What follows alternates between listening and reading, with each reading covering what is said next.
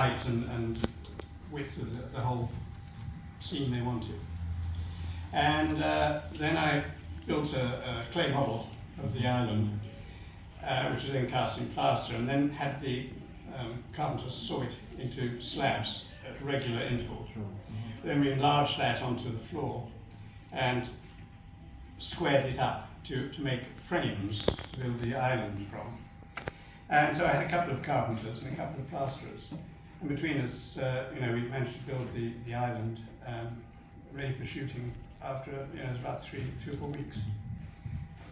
Amazing, quick job done by brilliant plasterers and carpenters at the time, construction crew, always underrated. And then we also had to build the aerial that came out, and well, I did that up in the workshop. We also, because John Steers had said he could blow up all the storage containers for the solar collector, he could blow all those up and make it look real. And he did, and it, I think, probably dislodged the roof of D stage, so they had to get structural engineers in to check it out before any more filming could happen. So we had to build a model of that, and a lot of that we had a lot of the original footage that John Steers did, but then that was followed up with the model, and that was a model which wasn't expected. And the airplane, that was something John Steers had looked after. And I think it was probably a ducted fan type engine rather than a jet engine. They didn't have jet engines in those days on that scale. And that was really about all the problems we had. I suppose weather was the other one. Because we were down in Paddock Tank with the island. We had a painted backing which was on the big backings are now gone. And I think weather was the biggest hold-up we had. Do you think you were glad you didn't have to build a model for the car stunt? For the car stunt, car jump? Oh, the car jump? Yeah. No. And they did it for real, obviously. Yes, they did that for real. And that was worked out by stuntmen in America who specialised in that type of thing. And the actual curvature and reception at the other side was calculated, I believe, on a computer, which no doubt in those days was the size of this room. And it had to go at a particular speed. I forget what it was. Not 88 47 miles an hour or something. But one of the problems they had was that the cameras were all set to shoot at normal speed. But of course, when that happens, you can't really see what's happening. It's such a short distance and so fast. It went whoop like that and it was gone. So they had to double print it. And eventually it was remastered, I believe, with digital, which is great. I mean, it's something that we never had that advantage of in those days. I mean, digital now and CGI is a brilliant additional tool. But I don't think it's a replacement. It shouldn't be a replacement. And this kind of neatly leads on to my last question for you. In modern day films, models, they still need to be built, don't they? In certain Yes.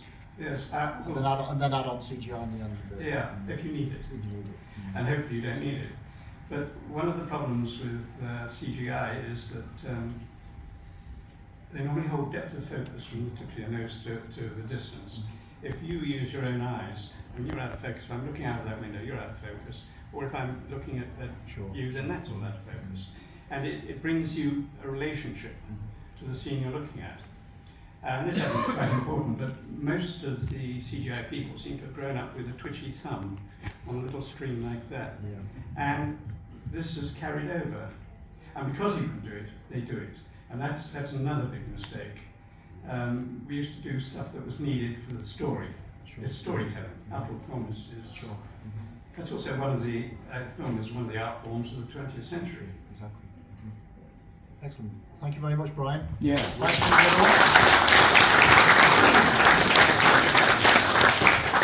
Well, I think I'm very, very upset that we're not showing the clip of the car doing it, because it's the most underrated stunt in the whole of film, and it's a brilliant stunt.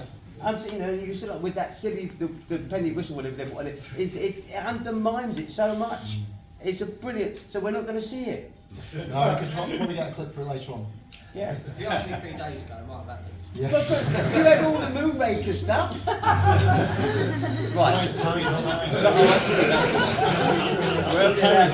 So, One Golden Shot, this was your first time.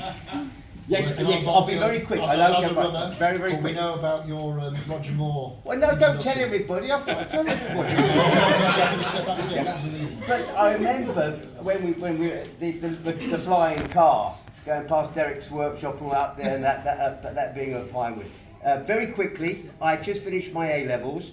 My dad, I think, was working at Pinewood on one of our dinosaurs was missing in one of those films. Yeah. He said, right, come on, I'm taking you to Pinewood, we're going to get you a job. And this is where the whole thing with industry is so much luck. So I came in with Dad, and he took me down the main corridor to Claude Hudson's office, who was the production manager on The Man with a Golden Gun.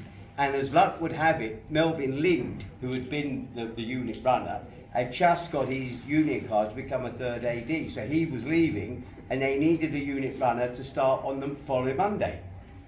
And I got the job. I mean, just so that's how lucky I've been. Mind you, I only ever get employed once usually. I'd never get but I was so excited and funny enough, I ended up staying in this hotel because in those days it was called the Furs Hotel, and it was not a very good hotel, I must be honest. But yeah, it was great. It meant I didn't have to have a 1-hour journey to get home. So my first day on the Monday, I was so excited. And G. McAllister was the production secretary, as they were called in those days, and explained to me that Roger liked to have a chicken sandwich on brown bread in his dressing room at the end of the day, so he could relax and eat it after a day's filming. So I went and queued at the restaurant, got the sandwich, and in those days, obviously there wasn't cling film. It was just a little white tissue paper they put on top of it. So I remember walking all the way from the restaurant, crossing the road to the star dressing room, knocking on the door, and I think it must have been one of Derek's assistants opened the door, and Roger was back against the window, and I just looked at him, and somehow the plate dropped from my hand.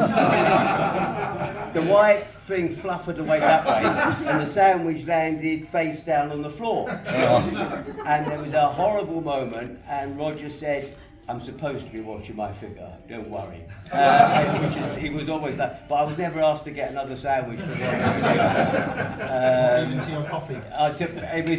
It was, I mean, a dream come true. Dad had worked on the early Bonds as part of Pinewood's crew in the dressing props department, and never dreamed that I'd ever get the chance to work on them. But for me, we've talked about it, we've seen it, the music is such an important part of the Bond films, and the unit drivers used to drive the reels up to John Barry in his apartment on the Thames for him to work on the movie Ola. And they said, well, why don't you take it up and you'll get a chance to meet John Barry. So one day, David Roll went up there, and again, I was 18, you just get so nervous when you're meeting heroes and that. And again, I knocked on the door. Luckily, I didn't drop the film, but I just said, this is for you, Mr. Barry, threw it at him, and ran away, and that was the only thing I said to him. I don't think he even had a chance to say thank you. But the contribution that he made to the series is unbelievable. But Derek Cracknell, what a wonderful assistant director he was. Terry Churcher was the second assistant director. Again, very, very nice people. And as they said about you, Terry, you were well loved. I had to pay him a lot of money though.